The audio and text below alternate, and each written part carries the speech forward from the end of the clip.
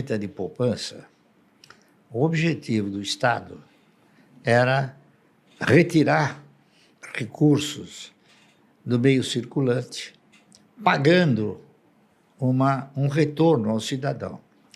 Então, se a memória não me trair, o primeiro intervalo de remuneração da caderneta de poupança era anual. Depois, ele passou a ser semestral.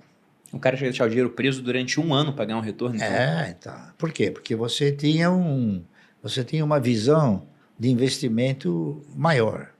Então, voltou para 6 meses. Por quê? Porque aquilo abreviou. O sentimento de ganho abreviou. Tá certo? Depois de 6 meses, passou para 3 meses. Depois de 3 meses para 1 mês. Entendeu? Então, foi uma regressão gradual, não foi... Então, por quê? Porque também a estrutura financeira do país, ela veio se maculando nessa questão da inflação gradualmente, não foi de repente. Tá entendendo? Era bom para o pessoal ansioso, que adora comprar e vender, comprar e vender. Não, mas aí no caso não era comprar e vender. Aí no caso era o seguinte, quando você aplica os seus recursos em um papel de renda garantida, certo? Qual é a sua expectativa? Você tem o sentimento de ganho, você quer ganhar, está correto? Quando você compra uma ação, você não alimenta a mesma expectativa. Por quê?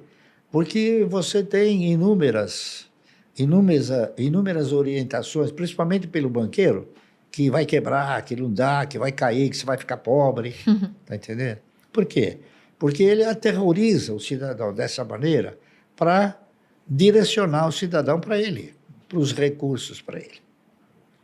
E foi o que aconteceu durante muitos anos. Eu não sei se você chegou a pegar, mas o Estado sempre fez um apelo sedutor ao indivíduo. Então, nós tivemos uma época em que as emissoras de televisão, cada uma inseria 10, 15 ou 20 vezes por dia uma proposta, um apelo assim. Tem um cidadão com a gravatinha, um cabelinho, né, numa mesa, um cartãozinho, fala, vem para a poupança, que você vai ganhar tanto, vem. Então, isso aí foi seduzindo o cidadão. Foi instalando nele a mentalidade do agiota, do cidadão que tem que sentar na cadeira e ficar esperando aquela migalha. Está entendendo? Isso foi se acelerando.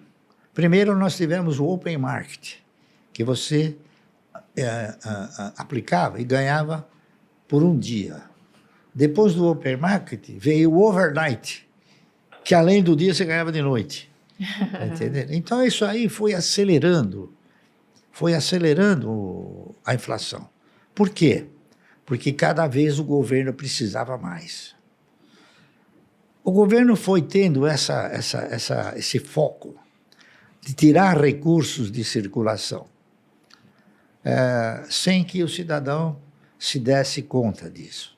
Por exemplo, eu não me lembro em que ano, mas ele criou o FGTS. O que foi? O que é o FGTS? O FGTS é uma forma de você tirar dinheiro da empresa e ficar com ele. Uhum. Tá certo? Sim, por quê? Porque antes disso, a empresa ficava com o dinheiro, na hora que tinha que indenizar o cidadão, ela pagava o cidadão. Agora não, ela tem que contribuir com isso. E acontece que o Estado é um péssimo gestor. O pior gestor que existe é o Estado. Por quê? Porque a maioria dos elementos que estão lá são incompetentes. Está entendendo? A grande realidade é essa. Então, se você quiser prosperar, não acredite no Estado. É o que eu fiz. Não acreditei no Estado. Acreditei nas perspectivas e nas possibilidades do mercado como um todo. E hoje, você escuta falar o seguinte, os planos. O país nunca teve um plano. O país teve conversões só, mas nunca teve um plano. Falar um plano. Está entendendo? Um plano econômico de longo prazo. E essa aqui é a verdade. O que eu fico curioso é como que você fez para, durante essa época, se manter fiel à sua estratégia. Porque você fez um estudo e, como você mesmo disse, era muito mais uma esperança, que você não sabia se daria certo naquele ambiente. Ó, quero comprar 1.000 ações por mês de uma determinada empresa. E foi fazendo isso e falou que no 8º ano o negócio já se sustentava. Só que você pegou um período do Brasil extremamente conturbado. Se a gente volta lá atrás, mas durante esse período de 40 anos, a inflação foi de no mínimo 2 dígitos todo ano, às vezes 3, às vezes 4. Não, Um monte de planos econômicos malucos. Chegou uma época do Delfim que ele, como um bom futurólogo, não é isso? Ele projetou a inflação 12% ao ano. E ficou 2 anos como 12% em termos de imagem. Mas na realidade ela era 30%, 40%. Pois é. É que nem hoje, por exemplo. Né? Hoje você convive com o número que o governo dá para você. 12%. Não é isso? Mas a inflação é 40%. Então, se você acreditar no governo, você faz que no caranguejo, você vai para trás. Está entendendo?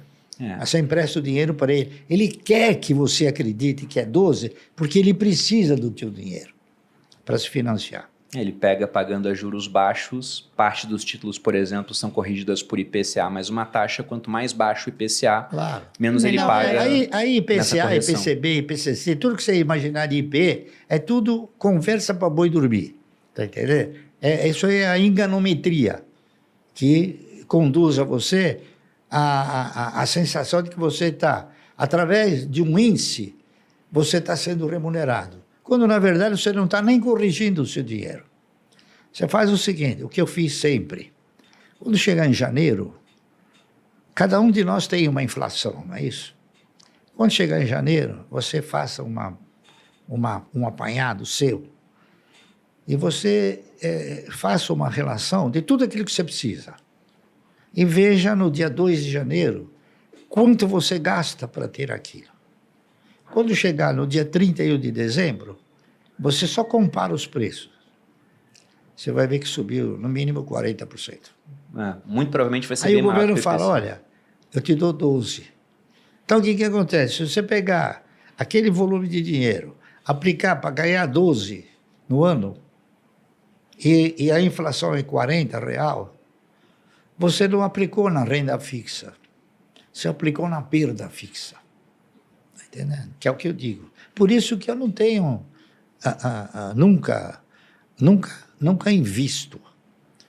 Eu tenho alguma coisa nesse sentimento de renda fixa, porque não dá para guardar o dinheiro no colchão. Sim. Está correto? Então você tem que deixar lá, no banco. Está correto? Então o banco, eu uso o banco.